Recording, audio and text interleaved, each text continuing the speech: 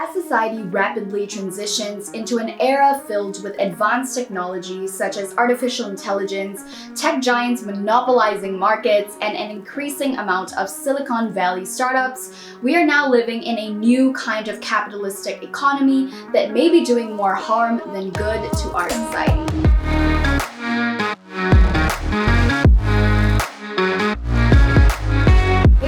Welcome back to the channel. If you're new here, my name's Chloe. I'm a second-year undergraduate studying digital culture in King's College London, and on this channel we explore all things natively digital, personal development, and intentional living so that we can all learn, grow, and live more meaningful lives together.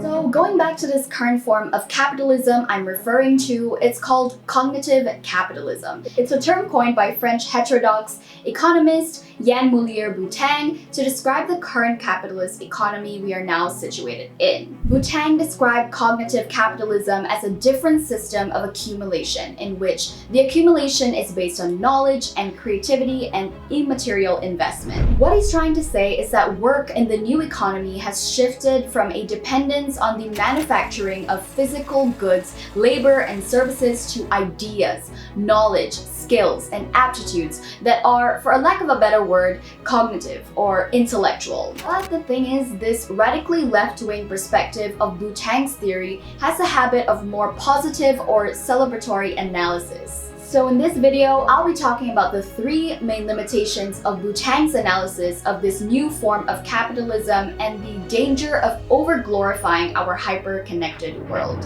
You ready for this? Let's go. The first myth is that there is an extreme sense of flexibility with the work style and environment in today's day and age, which has been made all the more common now because of the pandemic. Boutang says that it is a good and progressive thing that liberates workers from the oppression of the capitalist class. For example, before COVID, Google prided itself in its open office space concept, along with a myriad of employee benefits such as free workout classes, on-site massage therapists, free food, pool tables, and sleeping pods. These are complimentary. Complimentary, free, whatever you want. If you're insisting, twist my arm, I'll have a couple of them. Sure. Like four of them? Four. Or just whatever it is. About 5 of them. Free too. That actually sounds really good, not gonna lie. All of these benefits are intended to boost creativity, collaboration, and innovation amongst its workers. This notion of how a good company culture looks like is displayed by Boutang's work when he states that innovation is no longer or is not only solely within the individual company. It is wherever the territory provides a productive territory or network. He seems to be supporting this idea of mirroring your intentions for the accumulation of knowledge and creativity with how the workplace should look like. He takes a very utopian post-Fordist perspective on the demolishing of the assembly line layout. Although this nouveau workplace design has worked to a certain extent of attracting thousands of applications to Google. This is how people do it now, Nikki. They have their interviews on the internet. I like it. I know child. Okay, here they are. Hi, my name is Billy! Myself included.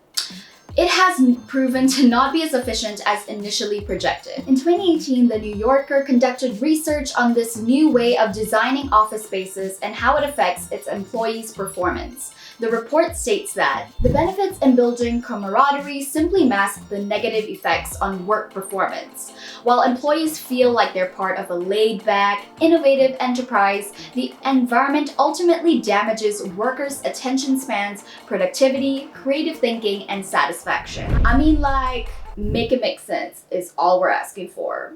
This statement goes against Boutang's argument of how cognitive capitalism is progressive in enabling workers to be free from the power and control of the capitalist class. Alternatively, working from home is like a thing now, and according to the Pittsburgh Post-Gazette, this model has proven to boost productivity with employees working more hours and taking fewer breaks.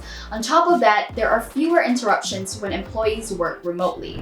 But I think we all know that doesn't necessarily ring true all the time, since we're all pretty much stuck at home with no escape. In 2019, the Buffer survey showed that the most recurrent disadvantages of working from home are not being able to unplug, loneliness, and difficulty in collaborating. This is because there is an always-on culture that breeds longer working hours, which leads to the blurring of work and play. How's the whole working from home thing going for you? Whoa! What? No! I mean, if that ain't 2020 in a nutshell, I don't know what is. Wu-Tang also puts too much emphasis on cognitive capitalism enabling innovation through the ownership of the means of production when it is simply the ownership and access to information.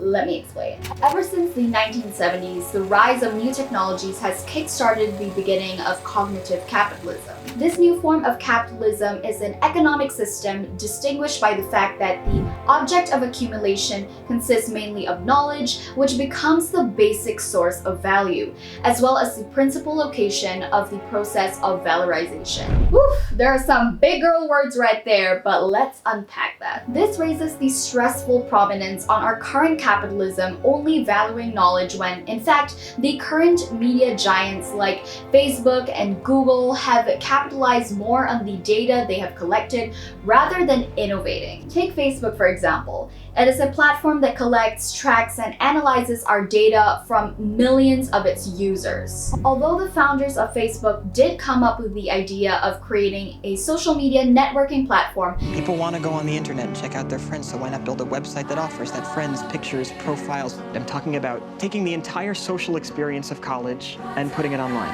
Which proves Wu-Tang's argument right, which is that cognitive capitalism is purely based on a system of accumulating knowledge, innovation, and ideas.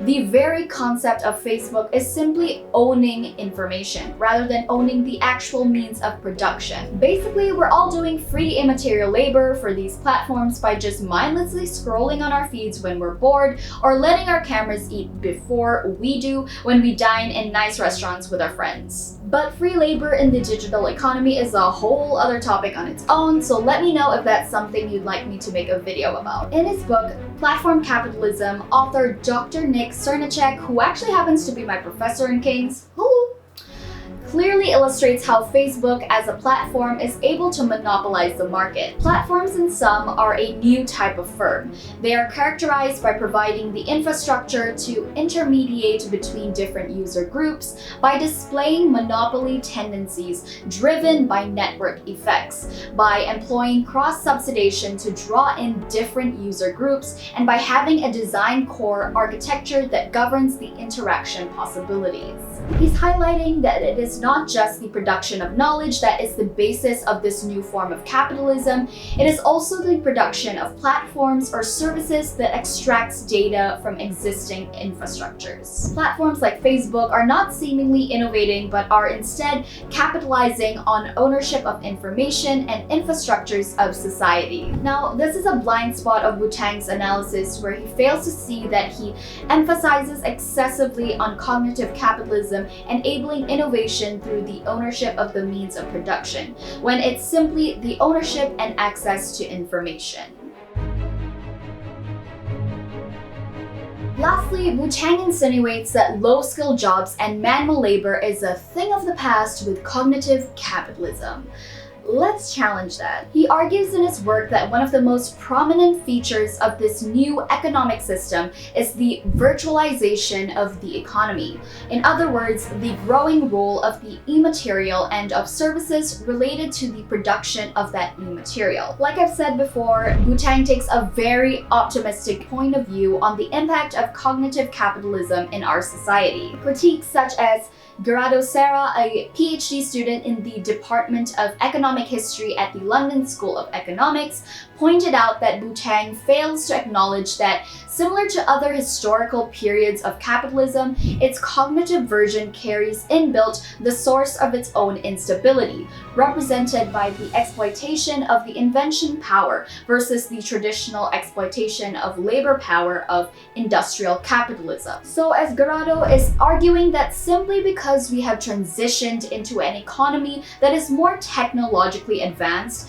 does not immediately solve solve all the issues from the previous kinds of capitalist systems. I mean, this is pretty evident when we look at the amount of work put into moderating the content we view online. Although there are many examples displaying the glamour of contributing to social media, such as influencers, manual labor from social media platforms like Facebook, Twitter, and Instagram still exist behind the scenes. A 2019 article from the Washington Post reported that these tech companies hire thousands of content moderators and data analysts from the Philippines, one of the biggest and fastest growing hubs of such work. Now, in the last couple of years, social media companies have created tens of thousands of jobs around the world to vet and delete violent or offensive content, attempting to shore up their reputations after failing to adequately police content, including live-streamed terrorist attacks and Russian disinformation spread during the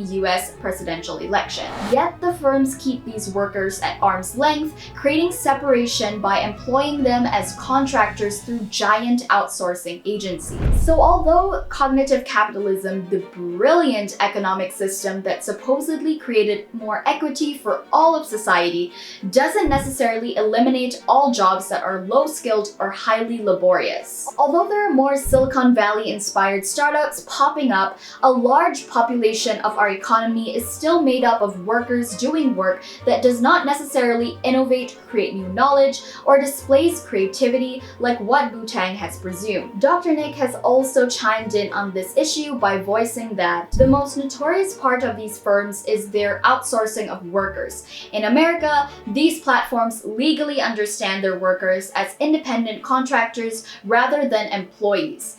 This enables the companies to save around 30% on labor costs by cutting out benefits, overtime, sick days, and other costs. This shows that although Wu-Tang is right to say that there is now more independent and freelance work, some of the jobs are simply a new form of exploitation in our digital age. Perhaps exploitation in the form of psychological labor and trauma instead of physically, when compared to the mercantile or industrial capitalism. So Wu-Tang insinuating that there's an eradication of low-skilled jobs and labor with cognitive capitalism is simply inaccurate and an impediment in his analysis of cognitive capitalism. To sum up, cognitive capitalism doesn't seem to have solved or perhaps ever will resolve all these issues, even with the advanced technology and high entrepreneurial ideas that exist today. This new economic system simply brings upon a different kind of instability and a different set of challenges to our society.